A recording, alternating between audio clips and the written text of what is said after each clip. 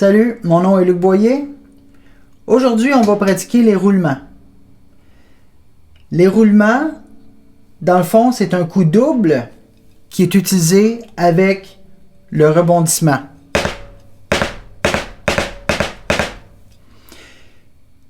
C'est pas évident à faire, mais avec un peu de pratique et la bonne technique, vous pouvez y arriver facilement. Alors, la base du roulement, comme j'expliquais, c'est des coups doubles. Vous pouvez commencer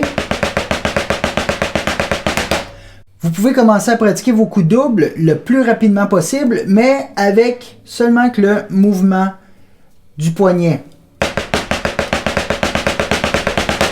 Ça va vous aider. Faut pas oublier, le dessus de la main va vers le haut.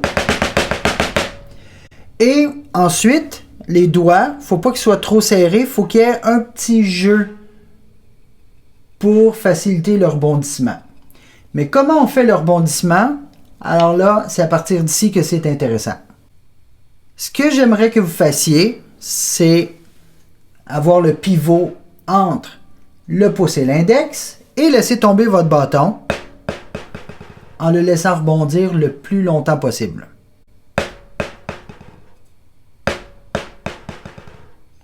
Vous pouvez compter vos coups. Habituellement, ça peut aller jusqu'à 7-8 coups environ. 7-8 rebonds.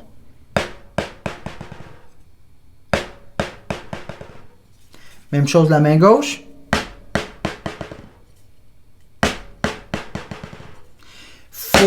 Il faut pas donner d'élan. Il faut vraiment qu'il tombe tout seul. Donc, ce que vous faites, c'est que vous ouvrez votre main, tout simplement. Alors là, le bâton tombe tout seul.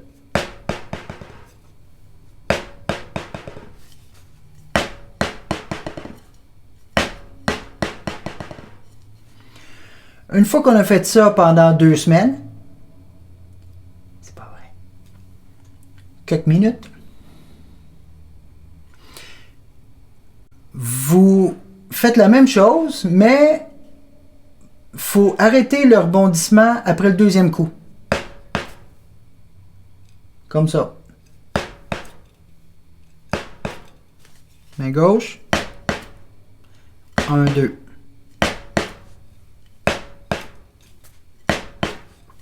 Ensuite,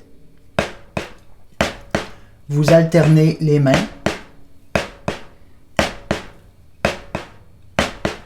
Ce que vous pouvez faire à un certain niveau, c'est de fermer les doigts sur le bâton pour donner un petit swing au deuxième coup. Comme ça. Je le fais très lentement.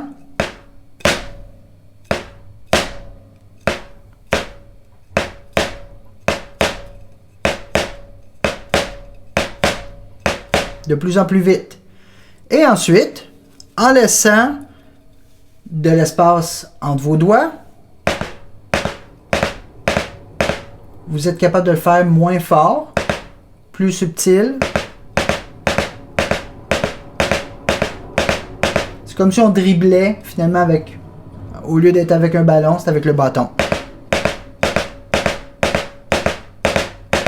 Et on enchaîne les mains où on fait la main gauche.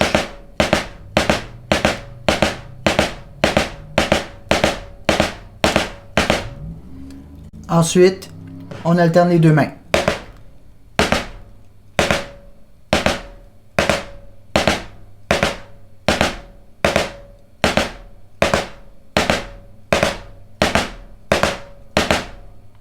Une fois qu'on maîtrise bien le rebond, là, ce que j'aimerais, c'est que les coups soient au même rythme, à la même distance entre les mains. Alors, vous pouvez commencer tranquillement avec le mouvement des poignets en coup double. Et plus ça va, vous accélérez. Et à un moment donné, c'est là qui est difficile, c'est de passer du mouvement du poignet au mouvement, rebond. Alors, votre zone là, va être là-dedans. Vous allez devoir pratiquer le mouvement de poignet, enchaîner au rebond, revenir au mouvement de poignet, enchaîner au rebond. Je vais vous donner un exemple. Là, je fais le rebond, je ralentis, poignet, rebond, poignet, rebond, poignet, rebond.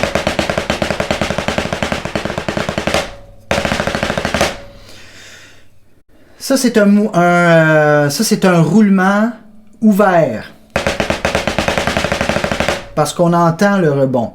Il y a des roulements fermés. Ça, c'est vraiment, on met de la pression. Ainsi de suite, mais c'est plus militaire.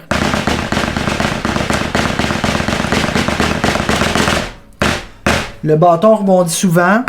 Pas juste 2 coups, mais il rebondit jusqu'à temps qu'il meure.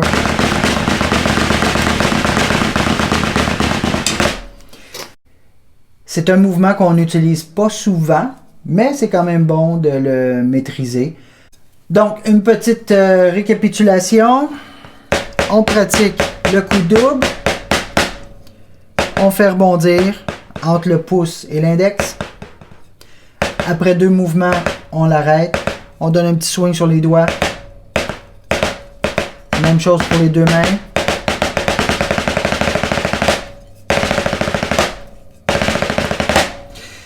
Le roulement va faire en sorte que vos autres mouvements qu'on a vus d'avance plus tôt dans d'autres vidéos, ça va être plus facile. Entre autres, les paradiddles.